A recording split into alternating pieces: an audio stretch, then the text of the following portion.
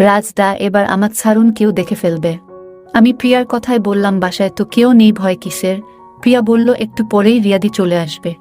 Hello বন্ধুরা, তোমাদের জন্য আজ একটি ফাটাফাটি ভিডিও নিয়ে হাজির হলাম। তাই বেশি দেরি না করে তাড়াতাড়ি কানে হেডফোন দিয়ে নাও। আমার নাম রাজ, লেখাপড়া শেষ করে একটা ছোট শপে জব করতাম। আমি আজকে বলবো আমার এক বন্ধুর ছোট বোনের সাথে ঘটে যাওয়া কিছু গোপনীয় ঘটনা আপনাদের সাথে শেয়ার করব। আপনাদের ভালো লাগলে নিচে কমেন্ট করে জানাবেন। সারা সপ্তাহের পরিশ্রমের ক্লান্তি দূর করতে আমি প্রায় বৃহস্পতিবার অফিস ছুটির পর সোজা চলে যেতাম আমার এক বন্ধু বিজয়ের বাসায়।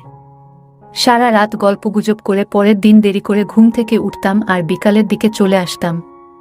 বিজয়ের ছোট দুই বোন ছিল, বড় জনের নাম রিয়া আর ছোট জনের নাম প্রিয়া।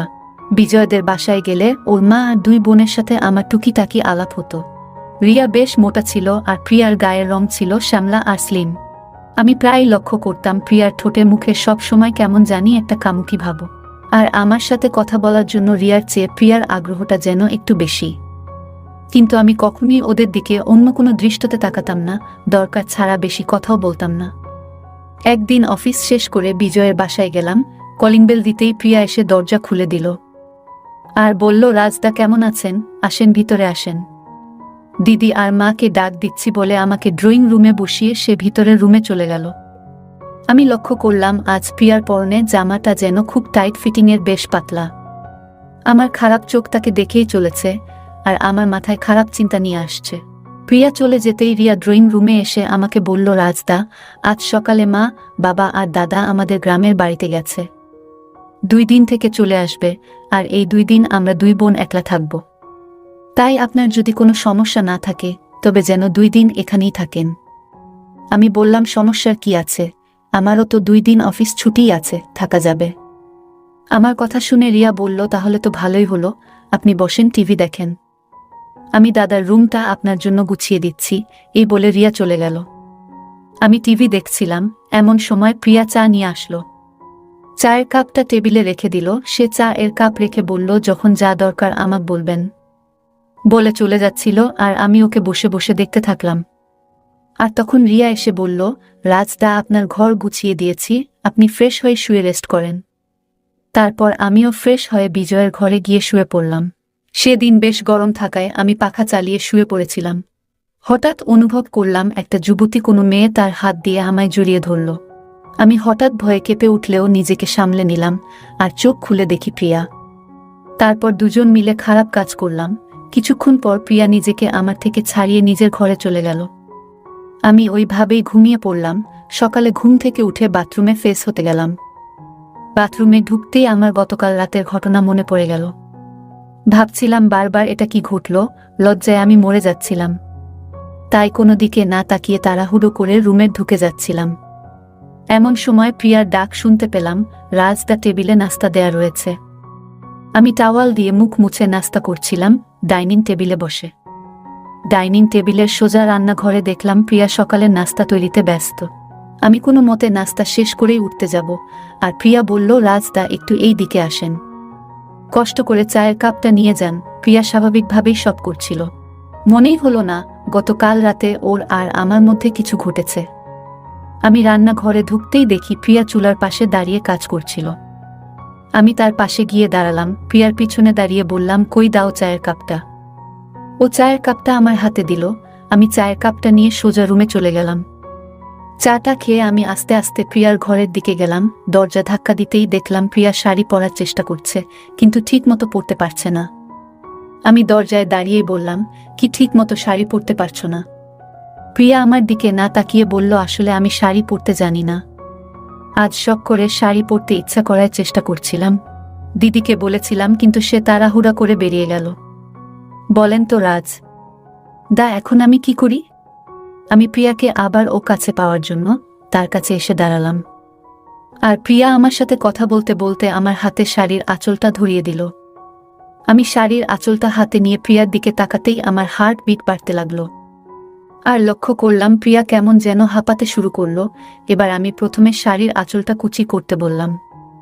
আমি ঠিকমতো শাড়ি পরাতে জানি না, তবে আমি চেষ্টা করলে পারবো, বলে কুচিটা ঠিক করে তার নাভির নিচে গুজে দিলাম। তখন প্রিয়া বলল, ঠিকমতো পরিয়ে দিবেন কিন্তু। এইবার আমি শাড়ির আঁচলটা 2 বার তার পিছন দিয়ে ঘুরিয়ে প্যাচ দিয়ে তার সামনে এসে দাঁড়ালাম। আমি সব শেষে শাড়ির আঁচলটা প্রিয়ার বাম কাঁধে ভাঁজ করে রেখে দিলাম। এখন শাড়ি পরানো কমপ্লিট। খুশি হয়ে এমন সময় প্রিয়া হাসতে হাসতে আমার গলা জড়িয়ে ধরে বলল, শাড়িতে আমায় কেমন দেখাচ্ছে রাজদা? আমি বললাম, খুব সুন্দর লাগছে, তাছাড়া তুমি সবসময়ই সুন্দর। প্রিয়া ওইভাবেই আমার গলা জড়িয়ে ধরে রইল আর বলল, সুন্দর না চাই, আমি দেখতে কালো, তেমন লম্বাও না, আর আপনি বলছেন সুন্দর। আমি একটু ইতস্তত করে কথাটা ঘুরিয়ে দিলাম। আমি তাকে বললাম, কথায় আছে না, হরিণ সুন্দর চোখে আর নারী সুন্দর বুকে। এসব নিয়ে কখনো দুঃখ করো না, আমি তো আছি। তারপর আমরা আমাদের কাজ শুরু করলাম। কিছুক্ষণ পর প্রিয়া বলল, রাজদা এবার আমাকে ছাড়ুন, কেউ দেখে ফেলবে। আমি প্রিয়ার কথায় বললাম, বাসায় তো কেউ নেই, ভয় কিসের? প্রিয়া বলল, একটু পরেই রিয়াদি চলে আসবে। আরও 30 মিনিট পর কলিং বেলটা বেজে উঠল। আমি তাড়াতাড়ি রুমে চলে গেলাম। প্রিয়া গিয়ে দরজা খুলো। রিয়া ফিরে এসেছে কোচিং থেকে, সাথে তার এক বান্ধবী। আমি নিজের ঘর থেকে তাদের উপস্থিতি টের পেলেও বের হলাম না। ঘরে বসে তাদের কথাবার্তা শুনে বুঝলাম তারা মার্কেট যাবে।